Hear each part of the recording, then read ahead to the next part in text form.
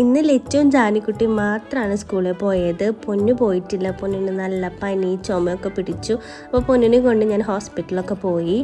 Evening കഴിക്കാനുള്ള സ്നാക്സൊക്കെ ഞാൻ പെട്ടെന്ന് തന്നെ റെഡിയാക്കി. ഇന്ന് ജാനിക്കുട്ടിക്ക് ഒരു സർപ്രൈസ് ഉണ്ട്. കുറേ നാളായി അവൾ സൈക്കിൾ വേണമെന്ന് പറയുന്നു. അപ്പോൾ ഇന്ന് പോകുമ്പോൾ എന്തായാലും വേണം, മേടിച്ച് വെക്കണമെന്ന് പറഞ്ഞിട്ടാണ് ഇന്ന് സ്കൂളിൽ പോയത്.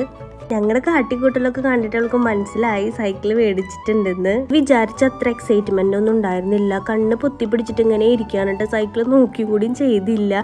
പിന്നെ സൈക്കിളിൽ എത്തി കഴിഞ്ഞപ്പോൾ കരയാനും തുടങ്ങി. എന്താ പറ്റിയെന്ന് മനസ്സിലാവണില്ല.